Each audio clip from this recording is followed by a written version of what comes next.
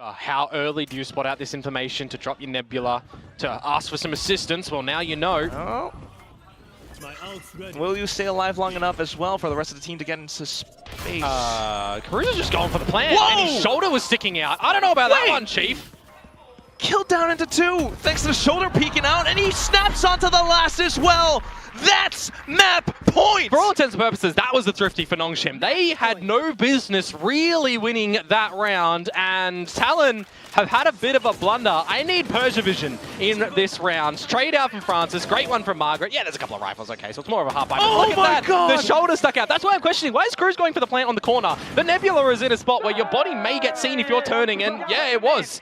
That was a round that really Nongshim had no business in winning. Favored Chip Boys here for a plant instead of Cruz potentially. Get an Annihilation on board, but they're not going to juggle that one as Darby sends in the Dimensional Drift for all the information. Right, just keep him invested as well, so he's not able to really pull out utility just yet, but I assume soon enough. Got a great chance to, yep, let that one rip. Straight off through into heaven, and now you know that Abby's right in hell. Cruz finds a shot, looks for the flick onto Margaret, but Margaret able to snap one right back. Accuracy in spades. And it's just Jit Boys left. Needs to come up with the goods. He's got the first one so far. Can he find the clutch? It's a hopping Ivy! B-hopping off to the sides with a right click. It keeps Nongshim in the game. Call that a kangaroo hop in my neck of the woods on that one. He's just bouncing up and down to try and get the kill with 10 HP. By the way, it was Jit Boys that went for the plant at the end there to make sure the Annihilation was available, but it didn't actually cocoon anybody. No pretty butterflies in the round. As Nongshim finally will get another round back, but my oh my, these are certainly getting tense, aren't they? 12-9, there was 4 chances total, now 3. Yeah, that's the other thing though. Talon continues to afford guns. Yeah, I mean they've done well to get 4 in a row, right? To permit themselves a couple buys with loss bonus. They'll have another one after this. Armageddon. If they don't end it here, because then you also do have to contend with the idea of there's eventually a big ult round that can be possible if Cruz holds it and Killua gets out the Steel Garden in a couple. So full rush in towards the B site. Minus Fury in as well. See what damage is going to be able to come out with this one from Izu, as the site itself is going to be fully cleared on out. Meanwhile, Patman can rest, he can wait, and he can rip on his own null command, but they have to kind of respect this lockdown for now. Could burn further time away.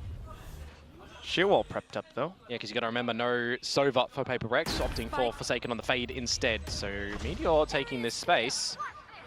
It could be cheeky. Yeah, it was a 4 versus 2 for a mere moment in time, wasn't it? Plants to start to go down by Patman, clearing the site 2 first, has the 0 point available. Do you expect Forsaken to have slipped in towards B main here? Maybe, especially the flash. You do have the smoke up as well, so Sylvan could definitely block things off. Forsaken looking to peek off of the smoke bloom though, but a little bit early now. He finds himself in a precarious position. Can he find a single shot? Quick for the haunts, but gets cut out the animation. I like this from Patman. A good reposition, but Sylvan expecting it, what a shot!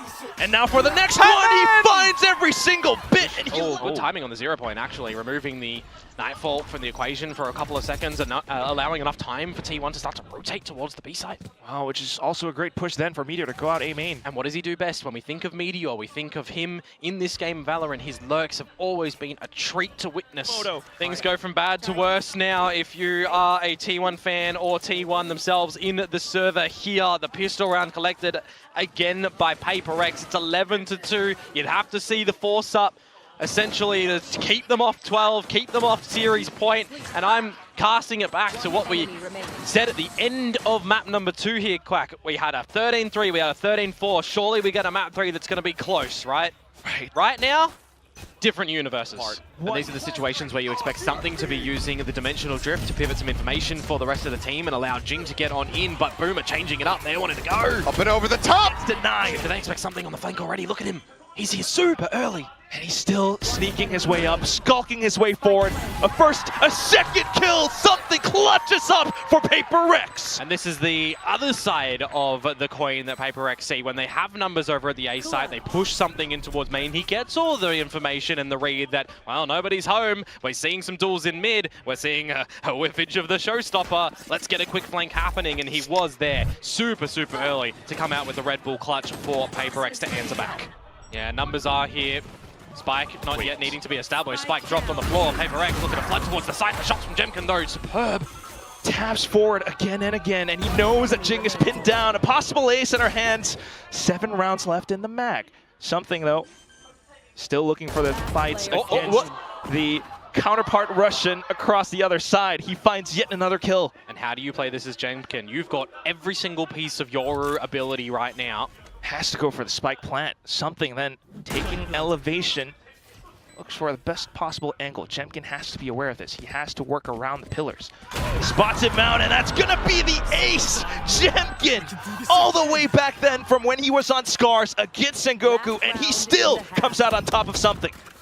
Hey, he gets the better of him in this one, but at what cost, right? It's an anti-eco. They came into it with pistols and a Guardian.